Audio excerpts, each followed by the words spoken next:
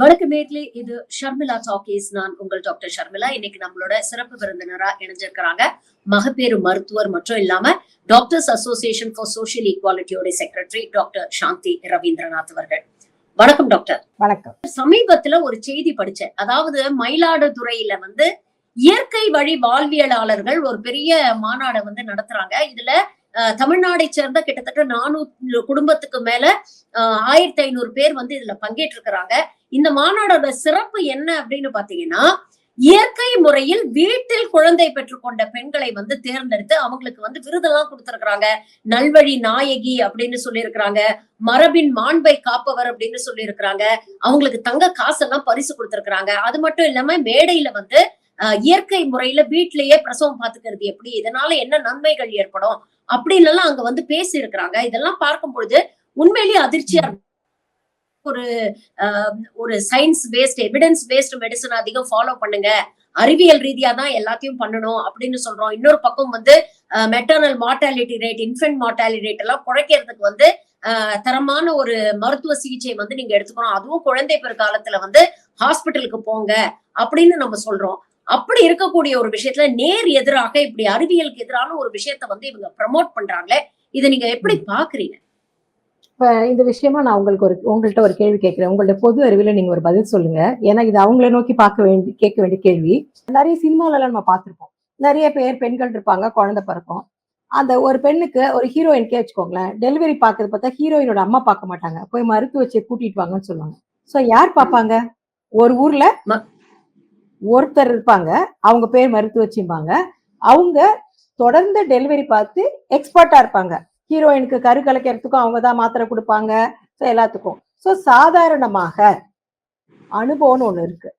அப்போ போறவங்க வர்றவங்க, ஒரு டெலிவரியை கண்ணில் பார்த்தவங்க பார்க்காதவங்க, என்னன்னே தெரியாதவங்க, அவங்களெல்லாம் டெலிவரி பார்க்கறதுக்கு அந்த காலத்திலயோ இந்த யாருமே அலோவ் பண்ணதே கிடையாது. ஒரு ஊர்னா இப்ப உனக்கும் நான் தான், உங்க அம்மாக்கும் நான் தான் டெலிவரி பார்த்தேன், இப்போ உனக்கு நான் பாக்குறேன், உன் பிள்ளைக்கு நான் தான் பாக்கணும், இந்த மாதிரி எல்லாம் பெண்கள் பேசுறதை நம்ம நிறைய பார்த்திருப்போம். ஆக அவங்க பாத்தீங்கன்னா சில 100 கணக்கான 1000 கணக்கான டெலிவரி பார்த்துப்பாங்க. சில சமயத்துல 2 ஊருக்கு பக்கத்து ஊருக்கு கூட பார்ப்பாங்க. ஆக வீட்டில் பிரசவம் பார்த்த காலகட்டங்களில் கூட வீட்டில் பிரசவம் பார்த்தவங்க குடும்ப உறுப்பினர்கள் அல்ல, தனக்குத்தானே அவர்கள் பிரசவம் பார்த்து கொண்டவர்கள் அல்ல. அந்த காலத்துல இருந்த அவைலபிள் ரிசோர்சஸ்ல இருந்த அனுபவம் வாய்ந்தவர்கள், அனுபவம்னா டெலிவரி பார்த்த அனுபவம் வாய்ந்தவர்கள். எது இயற்கையாக பிறக்கும், எது இயற்கையாக பிறப்பதற்கான வாய்ப்புகள் குறைவு, அதனால் குழந்தையின் உயிருக்காகவோ இல்ல தாயின் உயிருக்காகவோ அல்லது 2 பேரோட உயிருக்காகவோ அடுத்த லெவலுக்கு நம்ம ஒரு எக்ஸ்பர்டைஸ் ஒப்பீனியன் வாங்கணும், அரசாங்க ஆஸ்பத்திரிக்கு போகணும் என்ற பழக்கம் அந்த காலத்திலே இருந்ததுதான். ஆக இதை சுருக்கி பார்க்க கூடாது. இப்பொழுது நீங்க பாத்தீங்கன்னா யூடியூப் பார்த்து டெலிவரி பாக்குறது, கணவனே மனைவிக்கு பாக்குறது, இதெல்லாம் எப்படி பண்ண முடியும்? யூடியூப் பார்த்து நம்ம ஹெலிகாப்டர் ஓட்ட சொன்னா யாராச்சும் ஓட்டுவாங்களா? நீ கணவன் கிட்ட நீ ஒரு யூடியூப் பார்த்து எப்படி ஹெலிகாப்டர் ஓடுதுன்னு பார்த்துட்டு உன்னுடைய ஒய்ஃபை வச்சு நீ ஹெலிகாப்டர் ஓட்டுன்னு சொன்னா அவர் செய்வாரா? அதற்கு சமமான ஒன்றுதான் இது. சோ ஒரு ப்ராசஸ்ல ஒரு தியரிட்டிக்கல் லேர்னிங்ல பண்ண முடியாது.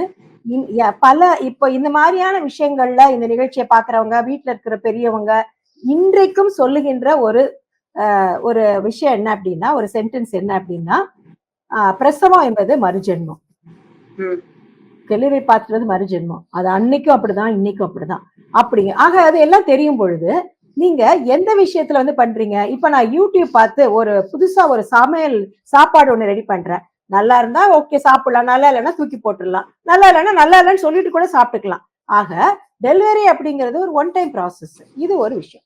அடுத்தபடியாக அனுபவம் வாய்ந்த நபர்களால், அப்ப கூட அவங்க தகுதி வாய்ந்த நபர்களா தான் பண்ணாங்க. யாரும் ஒருத்தவங்க போறவங்க வரவங்கள்ட்ட அவங்க இது பண்ணவே மாட்டாங்க. அவங்க கைராசி என்பது அனுபவம் தான். அப்போ கேஷுவலாவே நாங்க சொல்லுவோம், எவர் பிரெக்னன்ட் நெவர் டெலிவரி. ஏதா எப்ப பார்த்தாலும் பிரெக்னெண்டா இருந்துகிட்டே இருக்கிறது. இப்ப பிறப்பாங்க, அடுத்து இது பண்ணாங்க, வீட்டுல யாராவது ஒருத்தர் இருப்பாங்க, மாமியார் பிரெக்னெண்டா இருப்பாங்க, மருமக பிரெக்னெண்டா இருப்பாங்க, மகள் பிரெக்னெண்டா இருக்காங்க. இது எல்லாமே சகஜமான விஷயமாக இருந்து வந்த காலகட்டம். இதை நம்ம ஒரு இதுவா சொல்லல, தவறா சொல்லல. அந்த காலத்துல இருந்த வாழ்வியல் நடைமுறையில ஒரு 10 குழந்தை பெத்துக்கிறது, 15 குழந்தைங்க பெத்துக்கிறது, இது எல்லாமே ரொம்ப இயல்பா இருந்தது. அப்படி பண்ணும் பொழுது 1-2 குழந்தைகள் வந்துட்டு இறந்து போறதே அவங்க ஏத்துக்கிட்டாங்க. ஏன்னா ஒரு ஆம்பளை பிள்ளை போனா இன்னும் 3 ஆம்பளை பிள்ளை இருக்கும், ஒரு பொம்பளை பிள்ளை போனா இன்னும் ஆம்பளை இருக்கும். சோ இப்பொழுது அப்படி கிடையாது. இன்னொரு விஷயம் என்னன்னா, இன்றைக்கு இருக்கிற சமூக பொருளாதார அமைப்பில் ஆணும் பெண்ணும் வேலைக்கு போகணும். அப்பதான் சம்பாதிச்சாதான் நம்ம இது பண்ண முடியும். அந்த காலம் மாதிரி பெண்கள் வீட்டிலேயே இருந்துட்டு ஆண்கள் மட்டும் போய் சம்பாதிச்சு நீ வீட்டிலே இரு, உனக்கு வேணுங்கிறத நான் செய்யறேன், உனக்கு சாப்பாடு வேணும், துணிமணி வேணும், நகநட்டு வேணும், எல்லாமே செய்வறது மாதிரியான சூழல் வந்து இப்ப ஆண்களுக்கு இல்லை. நம்ம ஆண்களை குறை சொல்ல முடியாது, அவங்களுக்கு வேலை வாய்ப்பு இல்லை, அவங்களுக்கு சம்பளம் குறைவாக இருக்கிறது என்ற மாதிரி சூழல் மாறுகிறது, முதலாளித்துவம் அதிகமாகிறது, சுரண்டல் அதிகமாகிறது, உழைப்பு சுரண்டல் நடக்கிறது, வேலை இல்லாமை நடக்குது. அப்படி இருக்கும் பொழுது ஒரு பெண்ணும் சேர்ந்துதான் பொருள் ஈட்டி அவங்க குடும்பத்தை பாதுகாக்க வேண்டிய ஒரு சூழ்நிலையில இருக்கும்பொழுது எத்தனை வருஷம் அவங்க பிரெக்னென்டாவே இருப்பாங்க, எத்தனை குழந்தை பெத்துப்பாங்க, பெத்துக்க போறது 1-2, அந்த ப்ராசஸே 10 மாசம். ஒரு 10 மாசம் அவங்க பிரெக்னெண்டா இருக்கணும், அதுக்கு முன்னாடி 1 or 2 months மினிமம் அவங்க ட்ரை பண்ணணும், அதுக்கப்புறம் அவங்க குழந்தைக்கு பால் ஊட்டணும், அந்த போஸ்ட் இது. சோ ஒரு குழந்தை என்பது குறைந்தது ஒரு 3-4 வருடங்கள் அவளுடைய கேரியர்ல இருந்து எடுக்குது. அப்ப 2 குழந்தைன்னா அந்த அளவுக்கு வந்து ஒரு 7-8 வருடங்கள் ஆகிறது. அப்படி இருக்கும் பொழுது நம்ம ஒரு குழந்தை செத்து போனா பரவாயில்ல அப்படின்னா நம்ம ரிஸ்க் எடுக்க முடியாது, ரிஸ்க் எடுக்க அவங்களுக்கும் டைம் இல்லை. இந்த நேரத்துல நம்ம அறிவியல் தொழில்நுட்பம் வந்து ரொம்ப வளர்ந்துருக்கு. ஏன் வந்து இயற்கை பிரசவம் பத்தி இவங்க திருப்பி திருப்பி சொல்றாங்கன்னா, ஆஸ்பத்திரிக்கு போனா சிசேரியன் பண்ணிடுவாங்க. நான் அததான் அடுத்து கேட்கணும்னு நினைச்சேன் உங்ககிட்ட.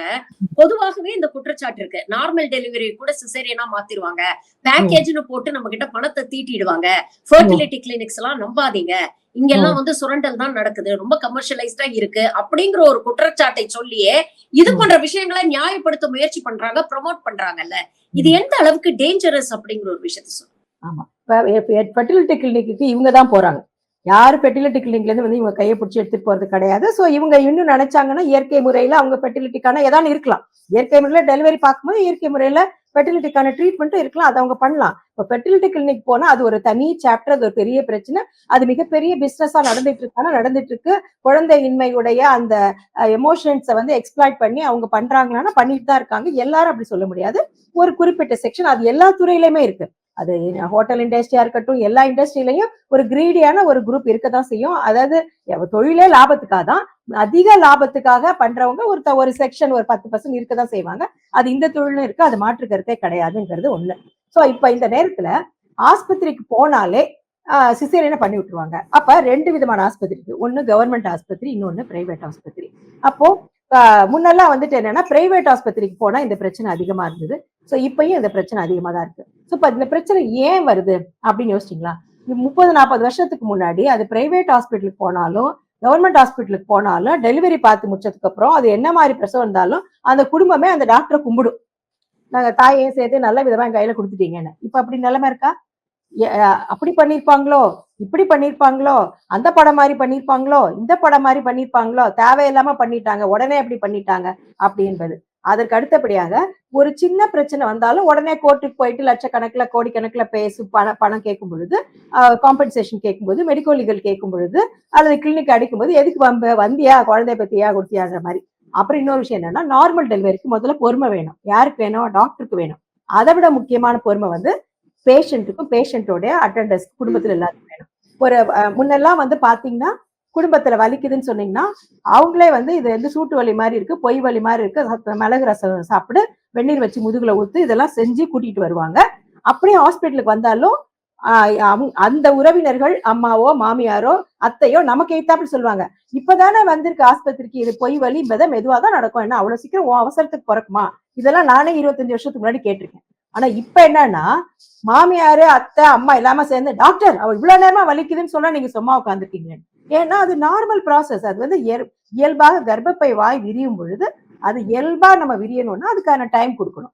இப்ப வந்து முன்னெல்லாம் 1 சென்டிமீட்டர் பர் ஹவர்ன்னு சொல்லுவாங்க, இப்ப வந்து நவீனமா வந்து பார்க்கும்பொழுது நிறைய டைம் கொடுக்கலாம், நிறைய டைம் கொடுத்தா நார்மல் டெலிவரி ஆகும் அப்படிங்கிறதா இப்ப லேட்டஸ்டா நம்ம கான்ஃபரன்சஸ் எல்லாம் சொல்றாங்க, உலகளாவிய அளவில் அந்த மாதிரி பேசுறோம். அப்படி இருக்கும் பொழுது ஏற்கனவே இருந்த மெத்தடுக்கே வந்து பொறுமை இல்லை. இப்போ உதாரணத்துக்கு ஒரு பெண் வந்து பிரசவ அறைக்குள்ள வந்தாங்கன்னா அவங்க 2 சூரிய உதயம் அல்லது 2 சூரிய அஸ்தமனத்தை பார்க்க கூடாது.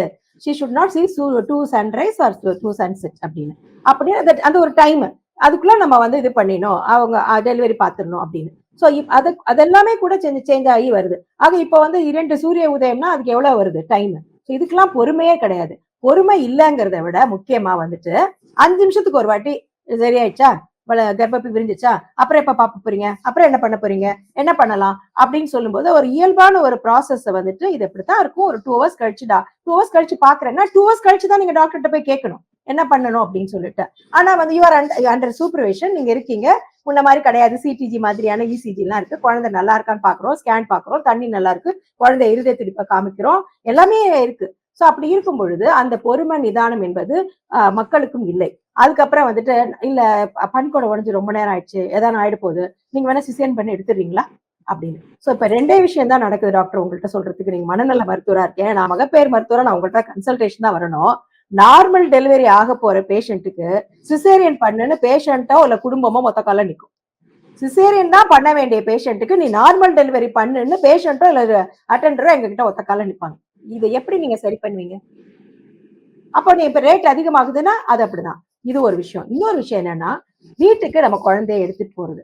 இப்போ முன்ன காலத்துல வந்துட்டு என் குழந்தை சின்ன குழந்தையா இருந்தது, 1.25 கிலோ, 1.5 கிலோ, 1.25 கிலோன்னு சொல்லுவாங்க. இப்ப பாத்தீங்கன்னா இவன் 800 கிராம்ஸ் தான் இருந்தான், என் கையிலேயே இருந்தான், ட்ரீட்டுக்கு வருது. So take home baby government ஹாஸ்பிட்டல்லையே 650 கிராம், 800 கிராம், 900 கிராம் எல்லாம் அழகா ஒரு 1 மந்த் வந்து என்ஐசியூல இருந்துட்டு வீட்டுக்கு போறாங்க, ஸ்கூலுக்கு போறாங்க. இவன் பொழைப்பானா நினைச்சோம், இவன் இவ்வளவு நல்லா எக்ஸலண்டா வந்து படிக்கிறான் அப்படின்னு சொல்றதெல்லாம் நம்ம கேள்விப்படுறோம். இன் அதர் வேர்ட்ஸ், கொஞ்சம் சாதாரணமான வார்த்தைகள்ல சொல்லணும் அப்படின்னா, நாங்களே இந்த வார்த்தையெல்லாம் யூஸ் பண்ணிருக்கோம் 30 வருஷத்துக்கு முன்னாடி. This baby will not go home, it will go to only dustbin அப்படின்னு. சோ அந்த மாதிரியான வந்து யூஸ்லெஸ், இது ஒண்ணுமே பண்ண முடியாது அப்படின்னு இருக்கிற குழந்தைய காப்பாத்தி நல்லபடியா அவங்க கையில கொடுத்து பல நேரங்கள்ல அந்த ஒரு கரு உருவாகிறதுக்கு அவ்வளவு கஷ்டப்படுவாங்க. கரெக்டா பார்த்தா 5 மாசம் 5.25 ஒரு 24 வீக்ஸ், 26 வீக்ஸ், 27 வீக்ஸ்ல எல்லாம் டொப்புன்னு வெளியில வந்துடும். என்ன பண்றதே தெரியாது அந்த குழந்தைய வச்சுட்டு. சோ அந்த குழந்தைங்களை வந்து நம்ம காப்பாத்தி எல்லா உறுப்புகளும் நல்லா வளர்ந்து மூளை வளர்ச்சியோட எல்லாம் பண்ணி நம்ம வந்து பண்ணும் பொழுது அந்த வளர்ச்சி வருது. சோ அப்ப அந்த மாதிரியான விஷயங்கள்ல இந்த மாதிரியான நேரங்கள்ல பல்வேறு மற்ற பிரச்சனைகள் வருது. இப்ப பாத்தீங்கன்னா நிறைய பேருக்கு ஸ்ட்ரெஸ் அவுட் ஆறாங்க. ஒபிசிட்டி மிகப்பெரிய பிரச்சனை. உடல் பருமன் என்பது ரொம்ப பிரச்சனை. அதனால வந்து பிபி வருது, சுகர் தான் ரொம்ப முக்கியமான பிரச்சனை வருது. ஸ்ட்ரெஸ் அவுட் ஆறாங்க, வேறு சில காரணங்களால வந்துட்டு பிபி வருது. அதுக்கப்புறம் வந்து பாலிசிஸ்டிக் ஓவரியன் ப்ராப்ளம், அந்த மாதிரி நிறைய பிரச்சனை வருது.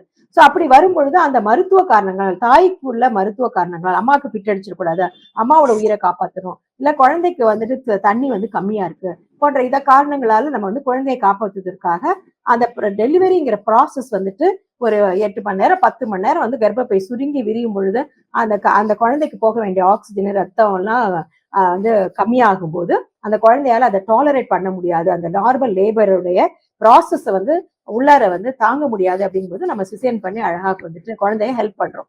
சில நேரங்கள்ல அம்மாவோட உயிரை காப்பாத்துறதுக்காக பண்றோம். சோ இதெல்லாம் காரணங்களால நம்ம வந்து சிசேரியன் வந்து அதிகமாகுது. இது வந்து இதெல்லாம் நம்ம வந்து அதிகமாகுது. சிசேரியன் நல்ல குழந்தை அது ப்ரொபோர்ஷனேட்டா தான் இதுவாகுது. நிறைய குழந்தைகள் அபார்ஷன் ஆனது அல்லது வந்து காப்பாற்ற முடியாத குழந்தைங்களை காப்பாத்திருக்கோம். இன்னைக்கு வந்து அறிவியல் தொழில்நுட்பம் வளர்ந்திருக்கு, மயக்க மருத்துவம் வளர்ந்திருக்கு, குழந்தைகளுடைய ஐசியு வளர்ந்திருக்கு, மகப்பேறு மருத்துவம் வளர்ந்திருக்கிறது, பல்வேறு துறைகள் வளர்ந்திருப்பதன் காரணமாக நம்ம வந்து இதை நல்ல குழந்தை கொடுக்க முடியுது. அதே நேரத்துல நல்ல அம்மாவை கொடுக்க முடிஞ்சிருக்கு. உதாரணத்துக்கு இன்னைக்கும் எனக்கு தெரிஞ்சு என்னுடைய டிஸ்டன்ட் ரிலேட்டிவ்ஸ் எல்லாம் அந்த குழந்தை பிறக்கும் பொழுது ரொம்ப நேரம் ப்ராசஸ் நடந்து அந்த மல ரெக்டோவெஜினல் ஃபிஸ்டுலான்னு சொல்லுவாங்க. ஸோ மலம் போற இடத்துல இருந்தும் அந்த வெஜைனா என்கின்ற பிறப்பு உறுப்புக்கு நடுவுல கனெக்ஷன் ஏற்படுத்தி குழந்தையோட தலை அமுங்கி அது ரெண்டு கனெக்ட் ஆயிடுச்சு. ஸோ சாதாரணமா ஒரு டாய்லெட் போகும்போது அதுக்கான எல்லா விதமான கான்டினன்ஸ் என்பது இருக்கணும். நீங்க ஒரு 2 நாள் வந்து லூஸ் மோஷன் ஆகி அவசரத்துக்கு போகும்போது கொஞ்சம் ஸ்மெல் வந்தாலே சோசியலா எவ்வளவு பெரிய ப்ராப்ளம், சமூக ரீதியா எவ்வளவு பெரிய பிரச்சனை இருக்குன்னு தெரியும். அந்த நேரத்துல அவங்களுக்கு அவங்களுடைய கண்ட்ரோலே இல்லாம, எந்த விதமான ஸ்பிங்டர் கண்ட்ரோலும் இல்லாம, கான்டினென்ட்டும் இல்லாம அவங்க ரெக்டம் வழியா அவங்களுக்கு வருதுன்னா அவங்களுடைய மொத்த லைஃபும் காலி. அவங்க ஒரு குழந்தை பெற்றுப்பாங்க, அந்த குழந்தைய அவங்க தூக்க மாட்டாங்க, குழந்தைக்கு ஸ்மெல் அடிச்சிடும் சொல்லிட்டு மன ரீதியா பாதிக்கப்பட்ட அந்த ரெக்டோவெஜினல் ஃபிஸ்டுலா என்பதும் அதே மாதிரி சிறுநீர் பையில அந்த இடத்துலதான் வந்து பியூபிக் போன் இருக்கும். அந்த இடத்துல வந்து தலை வந்து அமுங்கி நார்மல் டெலிவரிக்காக அந்த ரொம்ப நேரம், அது வீட்டுல நடந்தாலும் சரி, ஹாஸ்பிட்டல் நடந்தாலும் சரி, ப்ரொலாங்டு லேபர், அப்ஸ்ட்ரக்டட் லேபர் அந்த மாதிரி போகும்பொழுது அது தலை இடிச்சிருச்சு. அது வெசிகோவெஜினல் ஃபிஸ்ட் நம்ம யூரின் ட்ரிப்ளிங் ஆகிட்டே இருக்கும். பேட் வச்சுட்டு இருக்கிறவங்க நிறைய பேர் இருக்காங்க. அதே மாதிரி கர்ப்பப்பை இறங்கி முக்கி கர்ப்பப்பை இறங்கி வருது, பல குழந்தை பத்தி இறங்கி வருது. ஸோ இது எல்லாமே வந்து அந்த அம்மா வந்து இருப்பாங்க, அவ்வளவுதான். பட் அவங்களுடைய குவாலிட்டி ஆஃப் லைஃப் அதெல்லாம் இப்ப வந்துட்டு எவ்வளவு சேஞ்சஸ் இந்த மாதிரி நம்ம கேள்விப்படுறோமா? அந்த மாதிரி நம்ம கேள்விப்படுறதே கிடையாது. சோ அப்ப அது வந்து இப்ப நவீன அறிவியல் மருத்துவம் என்ன கொடுத்திருக்கு? குழந்தைங்க வந்துட்டு இப்ப வந்து மெட்டர்னல் மார்டாலிட்டி வந்துட்டு அம்மாவுடைய உயிரை காப்பாத்துது, அம்மாவுடைய வாழ்க்கை தரத்தை வந்துட்டு காப்பாத்துது, குழந்தைகளை காப்பாத்துது, சின்ன குழந்தைகளை காப்பாத்துது, இறந்திருக்க வேண்டிய அல்லது காப்பாற்ற முடியாத நிலைமையில இருக்கிற குழந்தைங்களை காப்பாத்துது. சோ இப்ப இது எல்லாமே வந்துட்டு நடந்திருக்கு. அது அவ்வளவு அசால்ட்டா நம்ம வந்துட்டு எடுத்துட்டு இருந்தா அருமை தெரியாதுன்னு சொல்லுவாங்கல்ல. சோ அந்த மாதிரி ஏற்புடையது அல்ல. சோ நீங்க முதல்ல கேட்ட கேள்வி, இதற்கான கமெண்ட் என்னங்கிறத நான் விரிவா சொல்றேன். இதுதான் என்னுடைய கமெண்ட். இதெல்லாம் இப்படி எல்லாம் செஞ்சு ஏன் இப்படி பண்றீங்க அப்படின்னு நான் சொல்ல விரும்பல. பாக்குறவங்க புரிஞ்சுப்பாங்க. சோ அப்ப இதுதான் அடுத்தபடியாக தமிழ்நாடு என்பது ரொம்ப வருத்தமா ஒரு மகப்பேறு மருத்துவரா தொடர்ந்து 10 ஆண்டுகளாக ஒரு விஷயத்த நாங்க பதிவு பண்ணிட்டு வரோம் பொது வெளியில. அதுல என்ன முக்கியமான விஷயம் என்றால், அந்த தாய் மரணங்கள் என்பது தமிழ்நாட்டில் போதுமான அளவு குறையல. போதுமான அப்படிங்கிற வார்த்தை என்ன அப்படின்னா, தமிழ்நாட்டில் உள்ள மருத்துவக் கல்லூரிகளின் அரசு மருத்துவக் கல்லூரிகளின் எண்ணிக்கைக்கு ஏற்ப, தமிழ்நாட்டில் உள்ள மகப்பேறு மருத்துவர்களின் எண்ணிக்கைக்கு ஏற்ப, மயக்க மருத்துவ எண்ணிக்கைக்கு ஏற்ப, பிஹெச்சில கூட நம்மள்ட்ட ஸ்கேன் இருக்கு, ஆரம்ப சுகாதார நிலையத்துல ஸ்கேன் இருக்கு. சோ எல்லாமே இருக்கு. சோ நம்ம கிட்ட இருக்கிற ஆரம்ப சுகாதார நிறுவனங்களோட எண்ணிக்கை, அப்புறம் தாலுக் ஹாஸ்பிட்டல்ஸ், டிஸ்ட்ரிக்ட் ஹாஸ்பிட்டல்ஸ், 36 அரசு மருத்துவக் கல்லூரி மருத்துவமனைகள், அதற்கு பிறகு சிமாங் சென்டர்ஸ் என்கின்ற இதுக்குன்னே டெலிவரி பார்க்கறதுக்குன்னே இருக்கிற ஒரு சென்டர்ஸ். சோ இவ்வளவு இருக்கும் பொழுது நம்மளுடைய தாய் மரணத்தை குறைக்கின்ற வேகம் என்பது போதுமானதாக இல்லை என்பது ரொம்ப முக்கியம். இப்ப 2007 அந்த டைம்ல எல்லாம் நம்ம இந்தியாலேயே 2வதா இருந்தோம். கேரளா ஃபர்ஸ்ட் இருந்தது, இந்தியால வந்து தமிழ்நாடு 2வதா இருந்தது. 2010-12 அந்த டைம்ல பாத்தீங்கன்னா நமக்கு வந்து நம்ம 90 இருந்தோம். அப்பயே மகாராஷ்டிரா 87க்கு வந்துட்டாங்க. அதாவது 1 லட்சம் குழந்தை லைவ் பர்த்துக்கு எத்தனை தாய்மார்கள் இருக்கிறாங்க அப்படின்னு மெட்டர்னல் மார்டாலிட்டி ரேட்னு கணக்கு. அப்ப அவங்க 87ஆ வந்துட்டாங்க. அப்ப நம்ம அந்த இடத்துல 2010-12லயே நம்ம 2வது இடத்திலிருந்து 3வது இடத்துக்கு ஸ்லிப் ஆகிறோம். இப்ப பாத்தீங்கன்னா 5வது இடத்துக்கு இருக்கிறோம். தொடர்ந்து வந்து நம்ம இது 58, 56 இதே மாதிரி 1 லட்சத்துக்கு வந்து இத்தனை தாய்மார்கள் இறந்துறாங்க. அந்த ரேஞ்சிலேயே தான் சுத்திட்டு இருந்தோம். ஆனா மாறாக மகாராஷ்டிரா 33க்கு வந்துட்டாங்க, கேரளா 19ல இருக்காங்க, தெலுங்கானா 56 தடாலடியா 43 குறைக்கிறாங்க, ஆந்திர பிரதேஷ் 58 தடாலடியா 45 குறைக்கிறாங்க.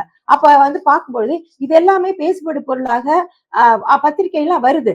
தமிழ்நாடு வந்துட்டு 2 ஸ்லாட் தான் இறங்கிருக்கு, 2 ஸ்லாட் இறங்கிடுச்சு, மற்ற மாநிலங்கள் முன்னாடி வருது அப்படிங்கும்போது, ஆக மற்ற மாநிலங்கள் யாரு நம்மள முன்னாடி வந்துட்டு தள்ளி விட்டு நம்மள பின்னாடி தள்ளிட்டு முன்னாடி போறாங்களோ அந்த மாநிலத்துல நம்மள மாதிரி பொது சுகாதாரத்துறை இல்ல, நம்மள மாதிரி மகப்பேறு மருத்துவர்கள் இல்ல, நம்மள மாதிரி இலவசமான சிகிச்சை இல்ல. அப்புறம் ஏன் இந்த தொய்வு? ஏன் அந்த தொய்வுல ரொம்ப முக்கியமான பிரச்சனை என்னன்னா, எங்க டெலிவரி பார்க்கணும் அப்படின்னு. இப்ப எனக்கு என்னுடைய மகளுக்கு நான் எங்க டெலிவரி பார்க்கறேனோ அந்த இடத்துலதான் எல்லாருமே டெலிவரி பார்க்கணும்னு நான் நினைப்பேன்.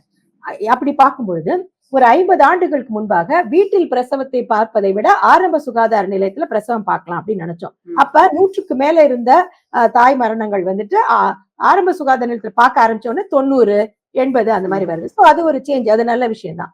சோ அதற்கு அடுத்தபடியாக இப்பொழுது நிறைய காம்ப்ளிகேட்டட் கேசஸ் பார்க்கிறோம், நிறைய டெக்னாலஜி வளர்ந்திருக்கு.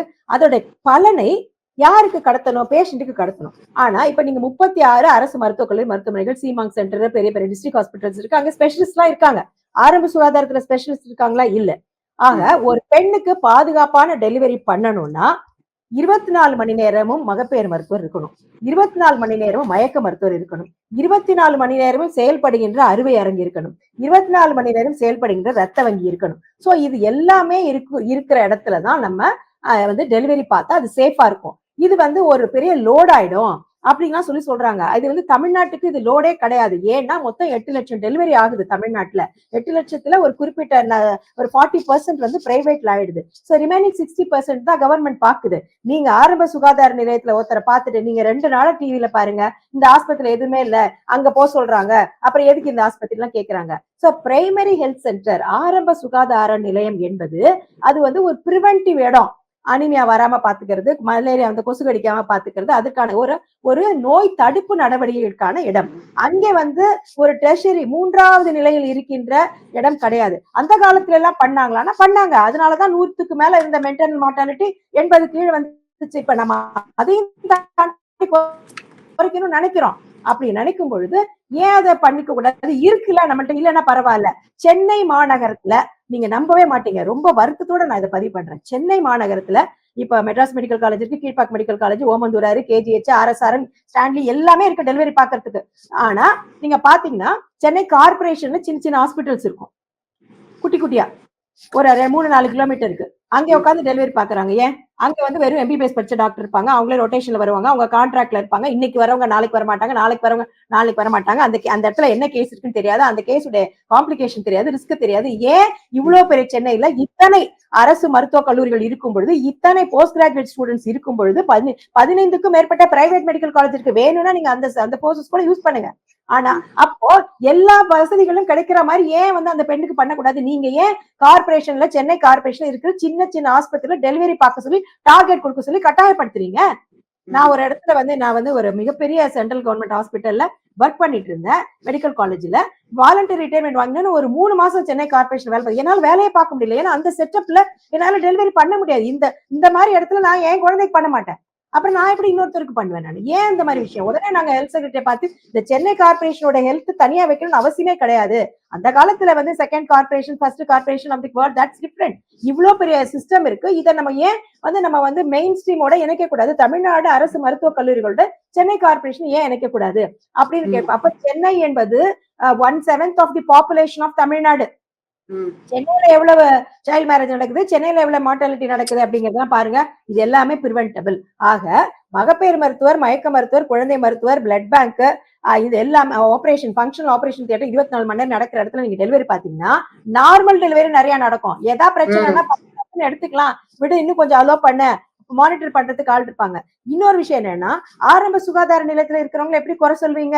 ஏதாவது ஒரு பிரச்சனை அந்த ஊரே வந்து தாக்குவாங்க, ஏதாவது சொல்லுவாங்க. அவங்களுடைய நாலேஜ்னு ஒண்ணு இருக்குல்ல. இப்ப எனக்கு இவ்வளவுதான் தெரியும், அப்ப நான் ஒரு விஷயத்துல எக்ஸ்பர்ட், இப்ப நான் வந்து மகப்பேறுல எக்ஸ்பர்ட்னா நான் வந்து இது ஒண்ணும் பிரச்சனை இல்லை, பயப்பட வேணாம், நான் போல்டா சொல்வேன். நான் எதை சொன்னாலும் கான்பிடென்டா சொல்வேன். இதையே நான் வந்து ஒரு கார்டியாலஜி இதை வச்சுட்டு எக்கோ எடுத்துட்டு இது நார்மலான்னு சொல்லுங்கன்னு சொல்ல நான் வந்து ஓரளவு சொல்வேன். அது அவ்வளவு கான்பிடென்டா சொல்ல மாட்டேன் நான். அதுல இருக்க மைல்டு வேரியேஷன். இப்ப நாங்க மகப்பேர்ல எப்ப எல்லா கான்ஃபரன்ஸ் அட்டென்ட் பண்றோம், அப்டேட்டடா என்ன, இந்தியால என்ன, உலகத்துல என்னங்கறத வந்து பாக்குறோம். சென்னை மாதிரி இடங்கள்ல கான்ஃபரன்ஸ் நடந்துட்டே இருக்கு, அட்டென்ட் பண்ணிட்டே இருக்கும். அப்ப மருத்துவத்துறை தனியார் மயமா இருக்கு அப்படின்னா தனியார் மயத்தை எடுத்து போராடணும். இதுக்கு அடுத்த விஷயமா தனியார்ல வந்துட்டு லாபத்துக்காக பண்றாங்க, தேவையில்லாம சிசேரியன் பண்றாங்க, பேஷண்ட் கேஸ் போட்டுட்டா என்ன பண்றதுன்னு மெடிக்கோ லீகல் இஷ்யூஸ்க்காக பண்றாங்க, ஒரு டிஃபென்சிவ் பிராக்டிஸ், தற்காப்பு பிராக்டிஸ் பண்றாங்க.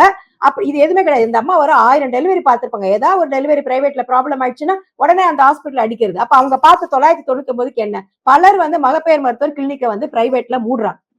அப்ப அதனால யாருக்கு நஷ்டம்? வெறுத்து போய் தான் மூடுறாங்க. அவங்களோட எக்ஸ்பீரியன்ஸ் என்ன ஆகுது? அவங்க 10,000 டெலிவரி 50,000 டெலிவரி பார்த்திருப்பாங்க. ஒரு ஏரியால 30 வருஷமா அவங்கதான்றாங்க. பட் அவங்க வெறுத்து போய் பண்றாங்க. அப்ப ஏன்னா ஒரு சின்ன சின்ன அவங்களுடைய பாஸ்ட் இதெல்லாம் பாக்குறதுல, ஓவரால பாக்குறதுல, அவங்க பார்த்த 30,000 டெலிவரியில ஒரு டெலிவரி ப்ராப்ளம் ஆச்சுன்னு பாக்குறது இல்ல.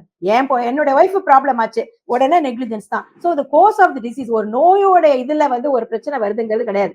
ஒரு பிரச்சனை வந்ததுன்னா அதுக்கு ஒரே காரணம் மருத்துவர் மட்டும்தான், வேற சிஸ்டம்ல எந்த பிரச்சனையும் கிடையாது என்ற நோக்கு இருக்குது. அந்த மாதிரி சொசைட்டி இருந்ததுன்னா இது மிகப்பெரிய ஒரு மிஸ் அண்டர்ஸ்டாண்டிங் ஆகி மிக நல்ல மருத்துவர்கள், தகுதியான மருத்துவர்கள், திறமையான மருத்துவர்கள் அந்த தொழிலை விட்டே போறாங்க. இதை நான் ஒரு மிரட்டல் எல்லாம் சொல்லல, அவங்களும் வருத்தப்பட்டு தான் போறாங்க. அவங்க சம்பாதிச்சது அவங்க மிச்சம் இருக்கிற காலத்துக்கு அவங்க சாப்பிட்டுப்பாங்க. ஆனா சொசைட்டில இப்போ நிறைய செலவு பண்ணா கூட நல்ல டாக்டர், ஒரு குவாலிட்டியான டாக்டர், ஒரு எக்ஸ்பீரியன்ஸ்டு டாக்டர் கிடைப்பாங்களா அப்படிங்கிறது ஒரு விஷயம். அடுத்தபடியாக அரசு மருத்துவமனைக்கு போனா சிசேரியன் அதிகமாகுது. அரசு மருத்துவமனை சிசேரியன் அதிகமாகுது. ஏன் அதிகமாகுது? அப்போ அரசு மருத்துவமனை, முக்கியமாக எக்மோர் மாதிரி இடம், மெடிக்கல் காலேஜ் இடம் ரெஃபரல் சென்டர், அங்க இருக்கிற பக்கத்துலயே நார்மல் டெலிவரி எல்லாம் நடந்துரும். சோ அப்ப வந்து பிபி இருக்கிற பேஷண்ட், சுகர் இருக்கிற பேஷண்ட், வலிப்பு இருக்கிற பேஷண்ட், ஹார்ட் பேஷண்ட் தான் கவர்மெண்ட் ஹாஸ்பிட்டலுக்கு வராங்க. அங்க இருக்கிறவங்களுக்கு நேச்சுரலி IVF பண்ண பேஷண்ட், அப்படி இருக்கும்போது அவங்களுக்கு சிசேரியன் ரேட் வந்து வரும். ஏற்கனவே சிசேரியன் ஆனவங்க அடுத்த குழந்தைக்கு சிசேரியன் பண்றதுக்கு வந்துருவாங்க. அப்படியே வந்து ரேட் அதிகமாகுது. இன்னொரு விஷயம், அரசு மருத்துவமனை இப்ப வந்து எக்ஸலண்டா இருக்கு. இப்ப 2 அரசாங்கம், அது அதிமுக அரசாங்கமா இருந்தாலும் சரி, திமுக அரசாங்கம் இருந்தாலும் சரி, ஒரு மாவட்டத்துக்கு ஒரு மருத்துவக் கல்லூரின்னு சொல்லி வச்சு அதை நன்றாக நடைமுறைப்படுத்திட்டு வராங்க. இப்ப இருக்கிற எக்மோர் குழந்தைங்க மருத்துவமனையில ரொம்ப சின்ன குழந்தைக்கு, சென்னையில இருக்கிற ஒரு கார்ப்பரேட் ஹாஸ்பிட்டல்ல இருக்கிற ஒரு மிக குறைந்த எடை உள்ள குழந்தைய எவ்வளவு காப்பாற்ற முடியுமோ அந்த அளவுக்கு எடை உள்ள குழந்தைய வந்துட்டு நம்ம வந்து எக்மோர் குழந்தைங்க மருத்துவமனையில பார்க்க முடியும். பல மாடி கட்டடங்கள் இருக்கு, எல்லா டிபார்ட்மெண்ட்டும் உயர் சிறப்பு மருத்துவம் வரைக்கும் இருக்கிறது. சோ அப்ப வந்து அவங்களால நிறைய குழந்தைங்களை, மிக எடை குறைந்த குழந்தைங்களை காப்பாற்ற முடியுது. ஆர்எச் ப்ராப்ளமா இருந்தாலும் சரி, குழந்தைக்கே உடனே பிறந்த உடனே ஆபரேஷன் பண்றாங்க, சோ அதை காப்பாத்துறாங்க. சோ எல்லாமே நடக்கிறது. ரிசோர்சஸ் நம்ம கிட்ட நிறைய இருக்கு. அதை ப்ராப்பரா சயின்டிபிக்கா லாஜிக்கா தேவைப்படுற மாதிரி நம்ம பண்ணணும். அப்படி பண்ணால் மட்டும்தான் தமிழ்நாட்டுல வந்துட்டு நாம் எதிர்பார்க்கிற அளவுக்கு, அதாவது வச்சுக்கிட்டு நம்ம வந்து வாழ தெரியலன்ற மாதிரி இருக்குது. சோ அது நம்ம கிட்ட இருக்கிற மனித வளத்தையும் அடிப்படை கட்டமைப்பு வசதியையும் பயன்படுத்தி மேலும் எவ்வாறு தாய் மரணங்களை குறைக்க வேண்டும் என்று பார்க்க வேண்டும். அதை நோக்கி அரசை நாம் தள்ள வேண்டும். அரசுகிட்ட நம்ம கோரிக்கையை வைக்க வேண்டும். நமக்கான அரசு நம்ம சொன்னா செய்வாங்க, நம்ம சொல்லணும்ல. ஒரு பெண்ணை ஒரு உயிரா நினைக்கணும், அவங்களுக்கு போதுமான நாலேஜ் கொடுக்கணும். இதெல்லாம் நீங்க சொன்னீங்கன்னா அவங்க சரியான முடிவெடுப்பாங்க. நீங்க உங்களுக்கு வேணுங்கிற மாதிரி ஒரு ஹாஃப் இன்ஃபர்மேஷன் கொடுக்கறது தவிர அவங்களை வழிநடத்த கூடாது. அதே நேரத்துல ஒரு பெண் என்பது ஒரு ஆணுக்கு மகளாவோ இல்ல சகோதரியாவோ இல்ல மனைவியாவோ இருக்காங்க. தயவு செய்து அவர்களுடைய வாழ்க்கையோடையும் உயிரோடையும் விளையாட வேண்டாம் என்று அன்போடு கேட்டுக்கொள்கிறோம். பல விஷயங்களை இன்னைக்கு எங்களோட பகிர்ந்துக்கிட்டீங்க. உங்கள் நேரத்துக்கும் கருத்துக்களுக்கும் மிக்க நன்றி doctor. Thank you very much for joining.